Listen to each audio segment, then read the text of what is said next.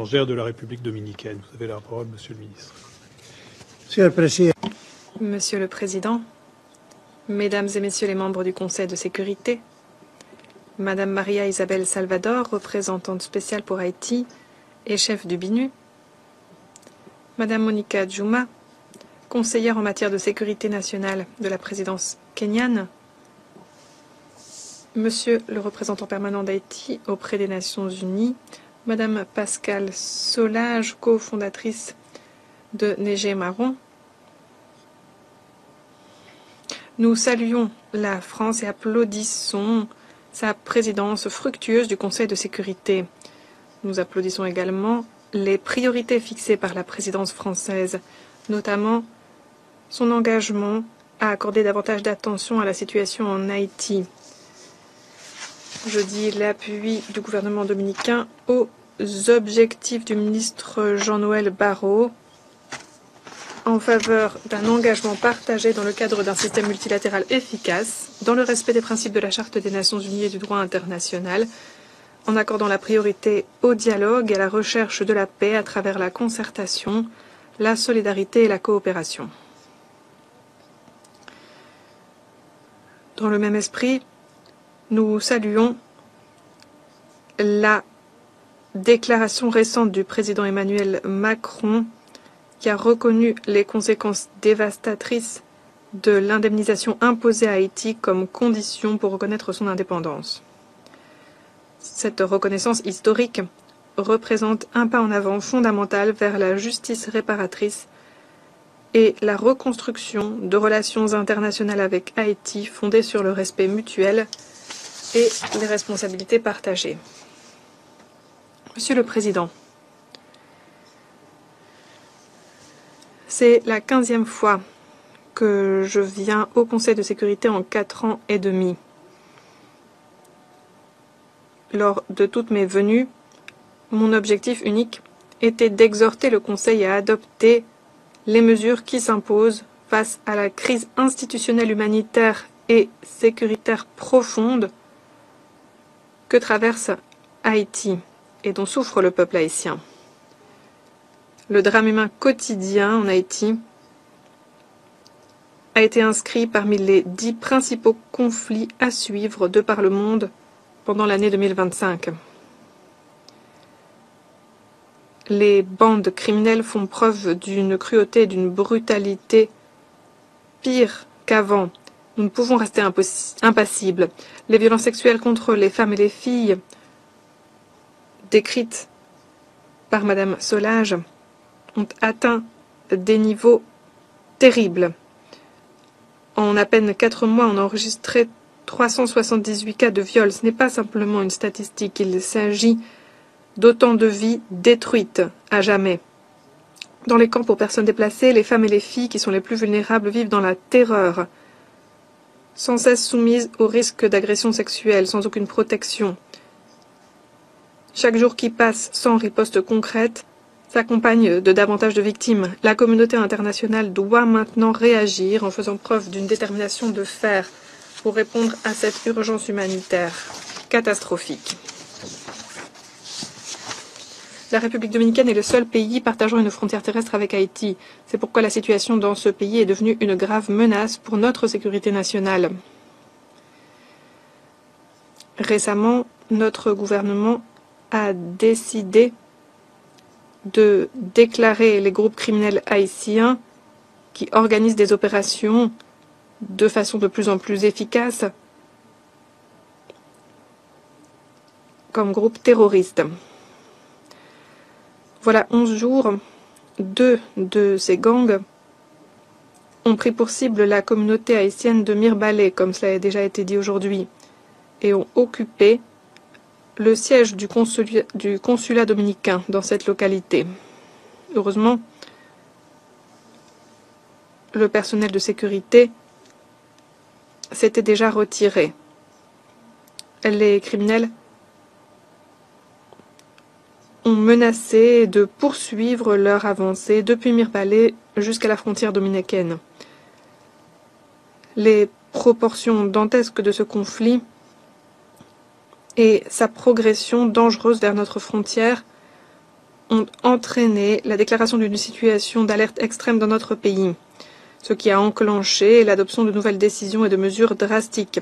Le gouvernement de la République dominicaine a l'obligation de protéger son intégrité territoriale et de préserver la stabilité politique et économique dont nous profitons, qui a été reconnue. Parmi les différentes mesures adoptées récemment, 1500 soldats supplémentaires ont été déployés pour surveiller la frontière, qui s'ajoutent aux 9500 qui étaient déjà présents. Et ce n'est pas tout. D'autres dispositions ont été adoptées pour contrôler de façon plus efficace les flux migratoires et lutter contre la criminalité transnationale sous toutes ses formes, notamment la traite d'êtres humains et le trafic illégal de migrants.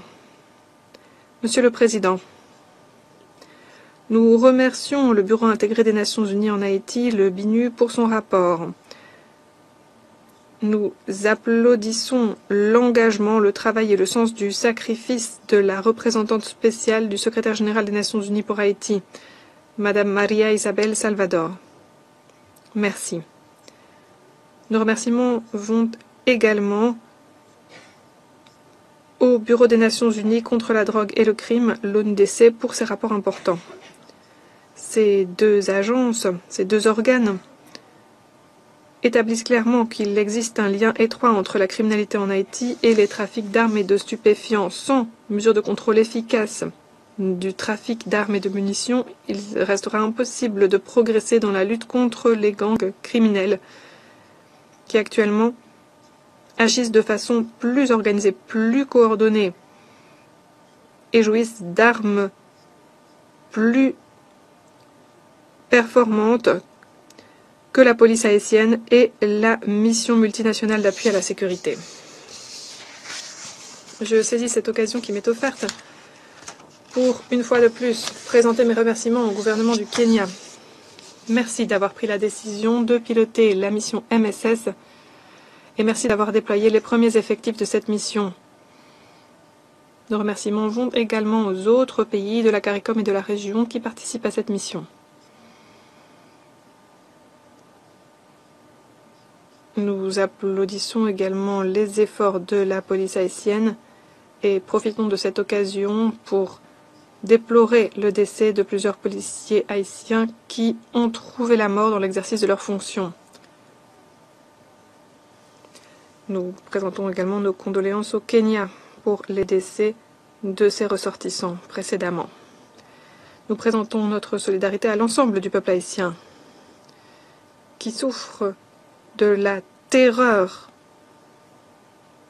semée par ces gangs criminels. La République dominicaine, quant à elle, continue de renforcer les contrôles dans différents ports, malgré les coûts que cela entraîne pour le gouvernement. Récemment, les autorités de douane ont saisi une cargaison où se trouvaient 36 000 munitions de différents calibres et différents types d'armes-feu venant des États-Unis à destination d'Haïti. Cette contrebande s'est consolidée récemment, à présent que des organisations criminelles contrôlent des ports privés de la capitale Port-au-Prince. Via ces ports, ils peuvent accuser réception de cette marchandise létale. Ils se livrent aussi à des actes de piraterie, s'en prennent à des bateaux en haute mer pour compléter les trafics d'armes et de munitions. Parfois même des marins ont été enlevés. Cette coordination est véritablement redoutable. Elle suppose aussi la complicité d'agents criminels transnationaux. Il est impératif de mettre en place une bonne fois pour toutes des mesures de sanctions visant les personnes et les institutions qui financent et protègent les criminels organisés haïtiens. Il faut redoubler de vigilance pour consolider le respect de l'embargo sur les armes et les munitions et élaborer une stratégie efficace pour venir à bout de la criminalité organisée. Il est inconcevable que jusqu'ici, seuls 5 criminels aient été sanctionnés. Les individus qui facilitent leurs activités et les institutions qui les facilitent n'ont toujours pas été retrouvées. Il est urgent de faire preuve de davantage de volonté politique ici aux Nations Unies, mais aussi dans les capitales, pour ne pas continuer de décevoir la société haïtienne, pour freiner les agissements des groupes de criminels. Monsieur le Président, la République dominicaine dit tous ses remerciements au secrétaire général et aux membres de son équipe pour la proposition envoyée le 24 février 2025 à la présidence du Conseil de sécurité. Nous appuyons fermement cette stratégie sur 2 voies proposées par le secrétaire général qui envisage la création d'une mission hybride. Une mission multinationale d'appui à la sécurité appuyée par un bureau d'appui des Nations Unies, tout cela financé grâce à des contributions mises en recouvrement, les contributions du budget de maintien de la paix. Même si actuellement il n'est pas viable d'envisager de déployer une force pour la paix en tant que telle, il est fondamental de consolider urgemment la mission MSS. Nous avons besoin d'une mission spécialisée, dotée d'un plan de sécurité intégral et d'objectifs explicites pour avoir recours à la force, le cas échéant, contre les gangs.